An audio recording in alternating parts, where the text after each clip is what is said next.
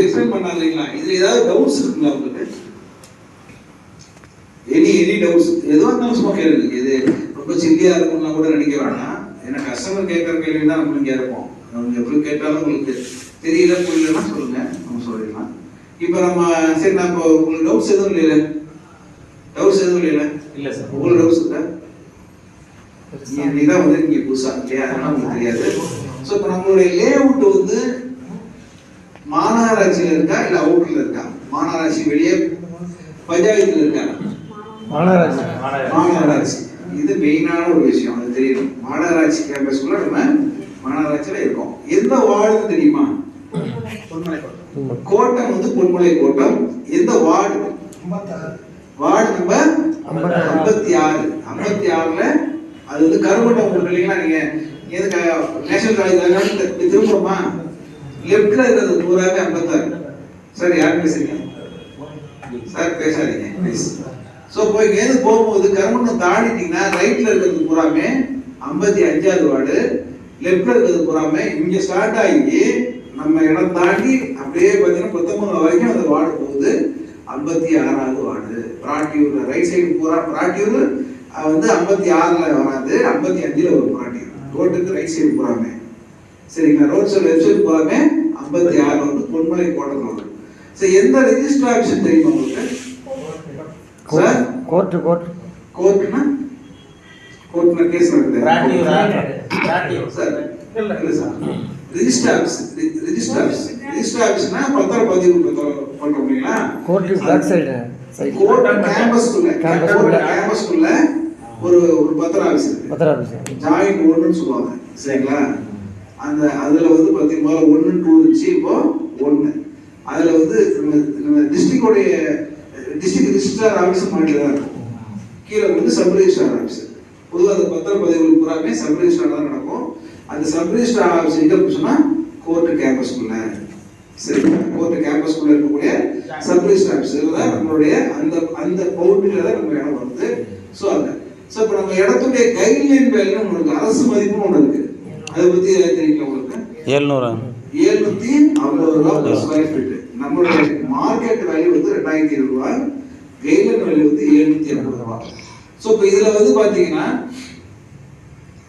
Bank loan ஏதாவது availability இருக்கா அப்படின்னு சொல்லி கஸ்டமர் கேட்டான்னு சொன்னாங்க. எவ்வளோ பேங்கோட நம்ம டைப் பண்ணிருக்கோம் ஏதாவது ஐடியா இருக்கா உங்களுக்கு? இல்லை இல்லையா? கிட்டத்தட்ட ஒரு 6 பேங்கோட நம்ம பேசி ஓகே பண்ணி வச்சிருக்கோம் சரிங்களா? HDFC, ICICI, பஞ்சாப் நேஷனல் பேங்க்கு, கரூர் வைஸ்யா பேங்க்கு, இந்தியன் பேங்க்கு சரிங்களா? இதெல்லாம் பேங்கிங் செக்டர். இது மட்டும் இல்லாமல் ஃபினான்ஸ் செக்மெண்ட் இருக்கும்.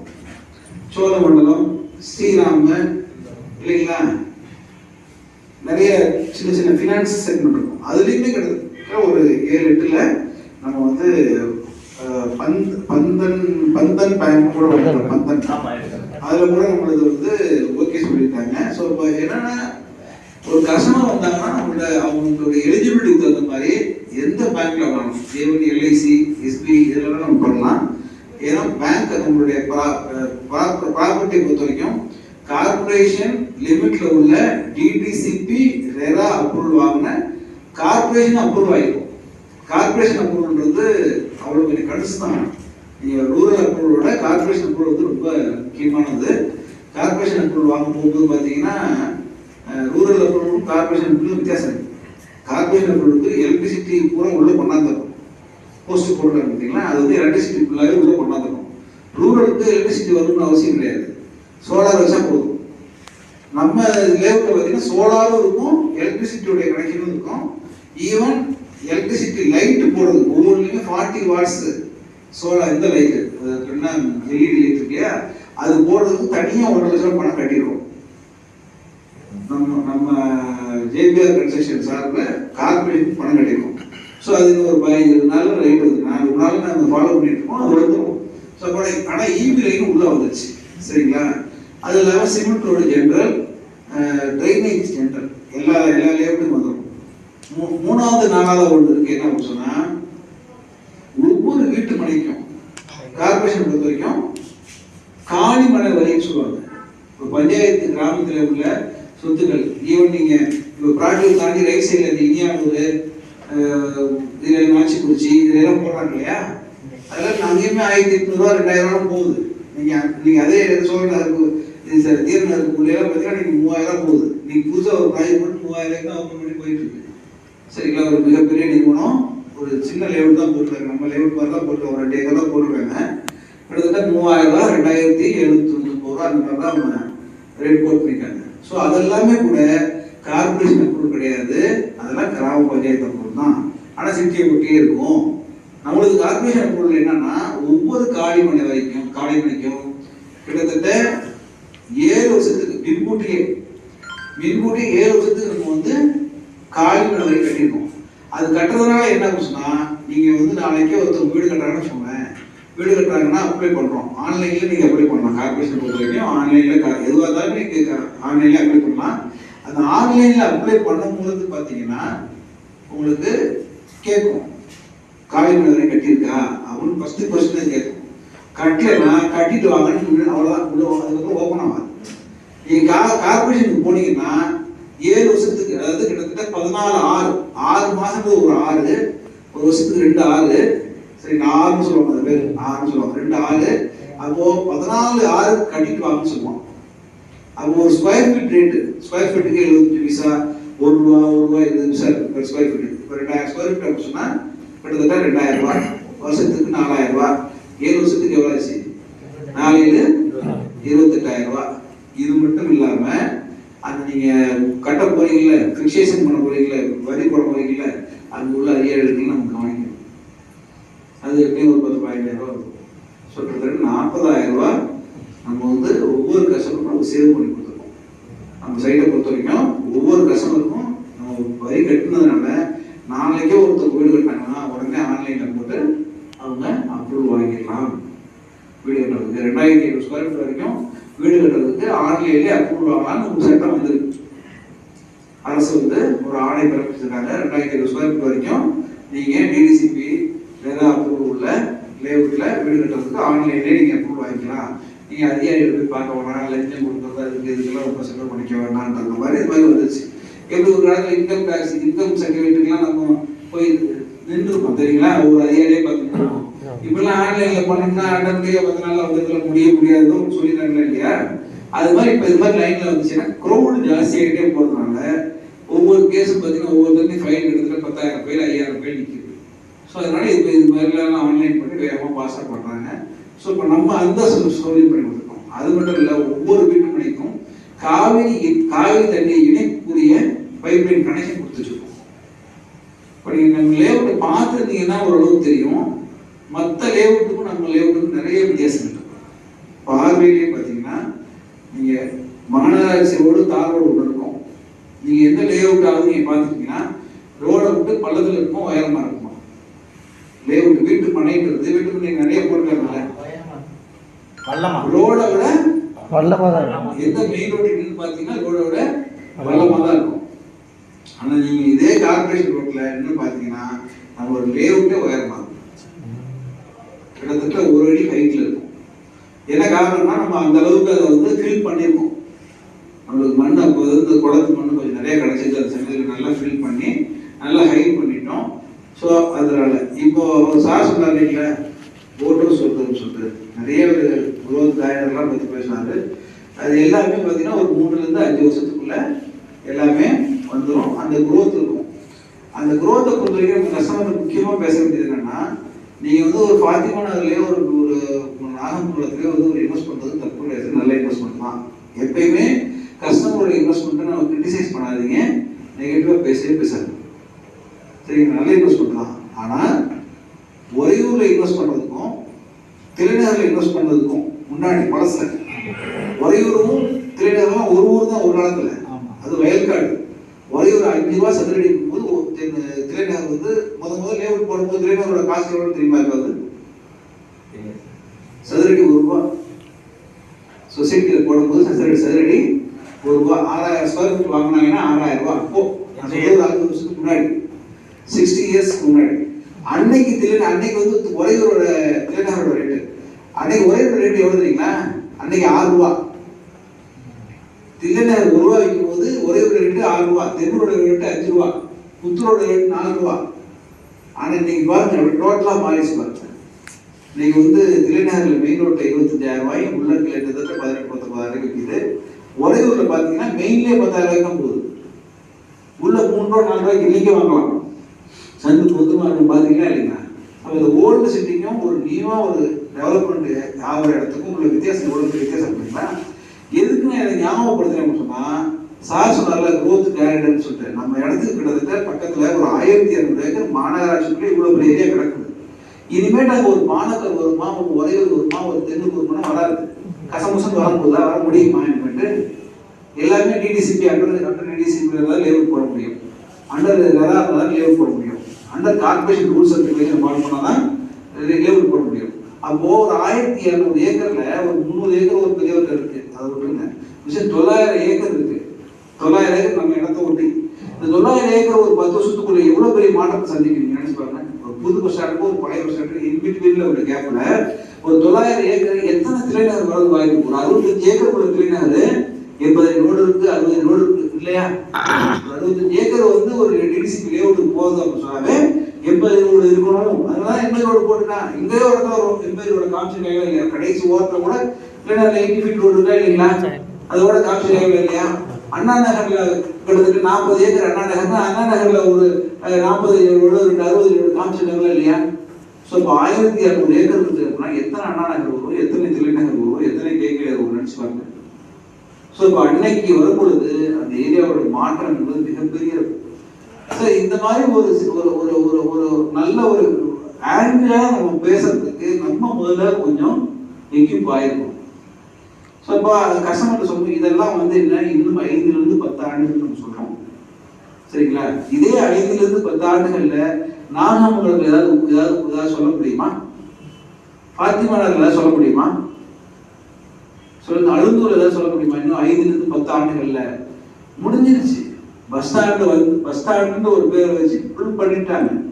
இதுமாதிரி பஸ் ஸ்டாண்டுக்கு அப்புறம் நீங்க மணிகண்டை தாண்டி கொஞ்சம் தூரம் நாகமங்கலம் தொட்டுட்டீங்கன்னாவே புதுக்கோட்டை மாவட்டம் வந்துடும். சார் சொன்ன மாதிரி புதுக்கோட்டை மாவட்டத்தில் திருச்சி மாவட்டத்தில் இருக்கிற அமைச்சர் நேருவோ இல்லை வேற எந்த கவர்மெண்ட் வந்தாலும் திருச்சி மாவட்டத்துக்குரிய அமைச்சர் திருச்சி மாவட்டத்தை செய்வாரா, அதர் மாவட்டத்தை செய்வாரா? திருச்சி மாவட்டத்துக்கு ஏதாவது ஒரு விஷயம் கொண்டாடணும், திருச்சி மாவட்டத்தை டெவலப் பண்ணணும், திருச்சி மாவட்டத்தில் ஒரு இண்டஸ்ட்ரீஸ் கொண்டாடணும், திருச்சி மாவட்டத்தில் ஒரு காலேஜ் கொண்டாடணும்னா எங்க இனிமேட்டு பாத்திமா ரோட்ல கொண்டு போக முடியுமா? எல்லாம் ஃபில் பண்ணாங்க. மதுரை ரோட்ல கொண்டு போக முடியுமா? கொண்டு போக முடியாது. புதுக்கோட்டை ரோட்ல கொண்டு போக முடியுமா? மாத்தூர்ல உண்டானது புதுக்கோட்டை மாவட்டம். தஞ்சாவூர் ரோடு எடுத்துட்டீங்கன்னா துவாக்குடி தாண்டிங்கன்னா திருச்சி தஞ்சாவூர் மாவட்டம். துவாக்குடி வரைக்கும் மெரிச்சு பண்ணிட்டாங்க திருச்சியோட. சென்னை மெயின் ரோடு எடுத்தீங்கன்னா ஒரு சிறுநூரோட திருச்சி மாவட்டம் முடிஞ்சிடும். ஸோ சிறுநூறு வரைக்கும் இன்னைக்கு எல்லா பெரிய பிரைவேட் லேண்ட்ஸ் எல்லாம் பெரிய பெரிய கோடி சொல்லிட்டு இருக்கு, சொத்து போகிறோம், காலேஜஸ் அது இதுன்னு சொல்லி போட்டு ஃபுல் பண்ணிட்டாங்க. ஸோ இப்போ அந்த இடத்துல இனிமேல் பெரிய டெவலப்மெண்ட் வருமானம் வரவே வராது.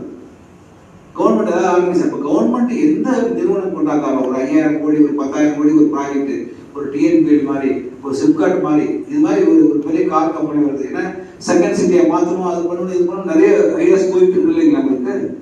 அந்த லாஜிஸ்டிக் பார்க்குன்னு சார் சொன்னார். லாஜிஸ்டிக் பார்க்லாம் வந்துச்சு அப்படின்னு சொன்னால் லாஜிஸ்டிக் பார்க்னா டிரான்ஸ்போர்ட் பெரிய ஒரு ஹப், லாஜிஸ்டிக் ஹப்னா திருச்சியிலேருந்து பார்த்தீங்கன்னா ஒரு குறைந்தபட்சம் ஒரு 10 to 15 மணி நேரத்தில் 3 ஹார்பரை தொட்டுலாம். நீங்கள் திருச்சியிலேருந்து ஹார்பர் சொல்கிறேன், திருச்சியிலேருந்து பார்த்தீங்கன்னா சென்னை ஹார்பரை தொட்டுலாம், தூத்துக்குடி ஹார்பரை தொட்டுலாம், அதே மாதிரி திருச்சியிலேருந்து கொச்சின் ஹார்பரை தொட்டுலாம். இந்த 3க்குமே பார்த்தீங்கன்னா ரோடு வேஸ் இருக்குது, ரயில்வேஸ் இருக்குது, ஏர்வேஸ் இருக்குது. ஸோ இப்போ திருச்சியிலேருந்து நீங்கள் எந்த ஊருக்கு எந்த ஹார்பருக்கு வேணாலும் போகும்போது திருச்சியில் மிகப்பெரிய ஹார்பர் அந்த ஏசி வேணால் போட்டுவிடுங்க, அந்த ஏசி போட்டுருங்க. ஸோ இப்போ திருச்சியிலேருந்து எந்த ஹப்புக்கு வேணாலும் போப்போ ஒரு லாஜிஸ்டிக் பார்க் வந்து சொன்னால் டைட்டில் பார்க்கு, இண்டஸ்ட்ரியல் பார்க் கேள்விப்பட்டிருக்கீங்க. டைட்டில் பார்க்னா ஒரே இடத்துல 100 கம்பெனி வரும், அதான் டைட்டில் பார்க். இண்டஸ்ட்ரியல் பார்க்னா ஒரே இடத்துல 100 கம்பெனி வரும். இங்கே வந்து லாஜிஸ்டிக் பார்க் 520 ஏக்கர்ல கிட்டத்தட்ட 28 ஏக்கர்ல லாஜிஸ்டிக் பார்க் கொண்டாங்க. லாஜிஸ்டிக் பார்க் சொன்னா இந்தியாவில் உள்ள எல்லா லாஜிஸ்டிக் கம்பெனி உள்ள வருமா?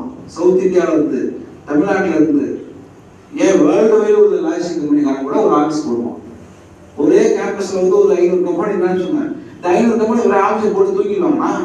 இந்த 500 கம்பெனிக்குரிய டிரான்ஸ்போர்டேஷன் தொழில் இங்கே நடக்கும் அதுக்குரிய ஆவணங்கள் செய்வாங்க இல்லை? ஸோ அப்போ இந்த ஏரியா வந்து மிகப்பெரிய அளவில் டெவலப் ஆகிறதுக்கு வாய்ப்பு இருக்கு. ஸோ இப்போ இதுதான் நம்மளுடைய ப்ராஜெக்டை பற்றி. இது பக்கத்துலேயே போட் ஹவுஸ் நம்ம லேஅவுட்ல உட்காந்து வீடு கட்டி மொட்டை மாடுறது பார்த்தோன்னா 3 வருஷத்துல 2 வருஷம் 3 வருஷத்துல பார்த்தீங்கன்னா போட் ஓடிட்டு இருக்கும். நம்ம இடத்துல ஒரு வீடு கட்டி ஒருத்தர் மொட்டை மாடியில இருந்து பார்த்தாங்கன்னா போட் ஹவுஸை பார்க்கலாம். ஸோ இப்போ இது அன்னைக்கு சார் தான் அது தெளிவாக சொன்னார்.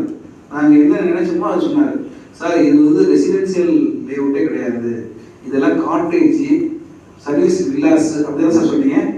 ஸோ அதுக்குரிய லேஅவுட் இது சார். இதுக்குன்னே ஒரு செக்மெண்ட் கஸ்டமர் இருக்காங்க, நம்ம அவங்கள ஃபோக்கஸ் பண்ணாத தட்டி தூக்கிடலாம். நீ சாதாரண ஒரு வீடு வாங்கிக்கிறியா, வீடு கட்டிவான்னு சொல்றவங்கன்னா ஒரு டாக்டரை பார்த்து பேசலாம், ஒரு இன்ஜினியர்ஸை பார்த்து பேசலாம், ஒரு லாயரை பார்த்து பேசலாம், ஒரு திருச்சியில் ஒரு நம்ம பக்கத்தில் இருக்கக்கூடிய வசதி படிச்சவங்களை பார்த்து பேசலாம். இது மாதிரி ஒரு இடம் வாங்கி வைங்க, திருச்சியிலேருந்து பஸ் ஸ்டாண்ட்லேருந்து ஒரு 5 கிலோமீட்டரில் ஒரு காட்டேஜ் மாதிரி நீங்கள் ஒரு வீடு கட்டிக்கலாம், ஒரு ரெஸ்ட் ஹவுஸ் மாதிரி கட்டிக்கலாம். சார் நீங்கள் டாக்டர்ஸ் எல்லாம் பார்த்தீங்கன்னா 25 கிலோமீட்டர் அவுட்டில் தான் நிலம் வாங்கி அங்கே 2 கோடி 3 கோடி வீடு கட்டிருக்காங்க. எனக்கு தெரிஞ்ச டாக்டர் ஒருத்தர் கிடைக்காது. முக்கம்பூர் ரோட்டில் பார்த்தீங்கன்னா திருச்சியிலேருந்து 16 கிலோமீட்டர், அங்கே ஒரு 15 ஏக்கர் வாங்கி அதில் 3 கோடி ரூபா வீடு கட்டி வருஷத்துக்கு 2 தடவை தான் போகிறாங்க. எனக்கு தூரமாக இருக்குன்னு டிராஃபிக்காக இருக்குன்றாங்க. இந்த ரோடு எப்படி இருக்கு உங்களுக்கு? பிரமாதமாக இருக்குது. பஸ் ஸ்டாண்ட்லேருந்து 10 நிமிஷத்துல நம்ம சைட்டுக்கு போயிடலாம். சென்ட்ரல் பஸ் ஸ்டாண்ட்லேருந்து டிராஃபிக்கே இல்லைங்க. டிராஃபிக் இருந்தால் கூட அவ்வளோ பெரிய ரோடு டபுள் ரோடு ஆகிட்டாங்களா உங்களுக்கு? பைபாஸ் வரைக்கும் முன்பு நினைச்சிட்டாங்க. எனக்கு தெரிஞ்சு திருச்சி மாநகராட்சியிலேயே மிக அகலமான லென்த்தியான ரோடு எழுதுறீங்களா? திண்டுக்கல் ரோடு தான். திருச்சி மாநகராட்சியிலேயே மிக அகலமான மிக லென்த்தியான கிட்டத்தட்ட ஒரு 6 கிலோமீட்டருக்கு பைபாஸ் போய் தொடர வரைக்கும் 6 கிலோமீட்டருக்கு ஒரே ரோடு திருச்சிக்குள்ளே சிட்டிக்குள்ளே சொல்றாங்க. வேற எங்கேயாவது இருக்கா சார்? 6 கிலோமீட்டருக்கு இவ்வளோ யூனிட் 2 ரோடு எங்கேயாவது இருக்கா திருச்சியில்? கண்டோன்மெண்ட் ரோட பெருமை சொல்லுவோம் 80 ரோடு இருக்கு. அது கூட மொத்தத்துக்கே ஒரு 500 மீட்டர் தான். அதோட இங்கிட்டு முடிஞ்சுன்னா அங்கிட்டு முடிஞ்சிடும். அங்கே எம்ஜிஆர் சைடோட முடிஞ்சிடும், இங்கிட்டு முதல சைடோட முடிஞ்சிடும் ரோடு. ஆனா இந்த ஒரு ரோடு மட்டும்தான் 6 கிலோமீட்டருக்கு டபுள் ட்ராக் போற மாதிரி. இதுல 3 வண்டி கண்டினியூ போறோம், இதுல 3 வண்டி கண்டினியூ போறோம். அவ்வளவு பெரிய ரோடு 6 வண்டி பார்ப்போம். இந்த ரோடோட மதிப்பு இன்னைக்கு தெரியாது உங்களுக்கு. என்னைக்குமே இது வந்து நமக்கு பிரச்சனையே கிடையாது. ஏன்னா பஸ் ஸ்டாண்டுக்கு போயிடுச்சு காமிட்டு. இனிமேல் பஸ் ஸ்டாண்டு டிராஃபிக் இந்த ஏரியாவில் வரப்போது கிடையாது. ஸோ பஸ் ஸ்டாண்டு கனெக்டிவிட்டிக்கு பார்த்தீங்கன்னா அள்ளித்தோர் டு பிராட்டியூர் டு பஞ்சப்பூர், அந்த கேர் காலேஜோட ரிங் ரோடு வருது, அதோட கனெக்ட் பண்றாங்க. அதே மாதிரி அதுக்கு முன்னாடி தீரநகர் கிட்ட அந்த கோரையாறு கரையில வந்து அதுல ஒரு ரோடு வந்து பஸ் ஸ்டாண்டோட கனெக்ட் பண்றாங்க. இனிமேல் பஸ் ஸ்டாண்டை நோக்கிய கனெக்டிவிட்டிஸ் நிறைய இருக்கும். ரிங் ரோட்ல ஒரு கனெக்டிவிட்டி இருக்கு, பிராட்டியூர்ல வந்து பாத்தீங்கன்னா அள்ளிப்பட்டு பிராட்டியூர் அது ஒரு 60 கிலோமீட்டர் கனெக்டிவிட்டி இருக்கு. அதுக்கு அடுத்து பாத்தீங்கன்னா நகருக்கு வரேன் தீரநகர்ல பாத்தீங்கன்னா தீரநகர்ல அந்த கோரையாறு கரையோட ஒரு கனெக்டிவிட்டி இருக்கு. 3 ரோடு அதே வந்து கனெக்ட் ஆகுது பஸ் ஸ்டாண்டுக்கு. அடுத்தது 4வது ரோடு மதுரை ரோடு, 5வது ரோடு பைபாஸ் ரோடு.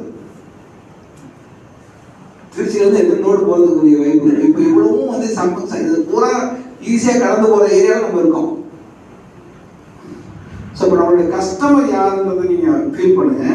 வேற யாருமே இல்லை, ரொம்ப ஈஸியாக பண்ணலாம் சார். இப்போ நீங்கள் இருக்கீங்க இல்லை, நீங்கள் எந்த ஏரியாவில் இருக்கீங்க? வயலூர் சார்.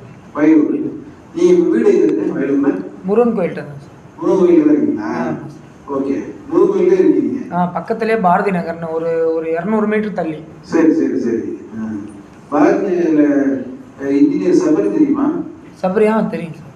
தெரியுமா? எங்க தெரியுதான் பக்கத்து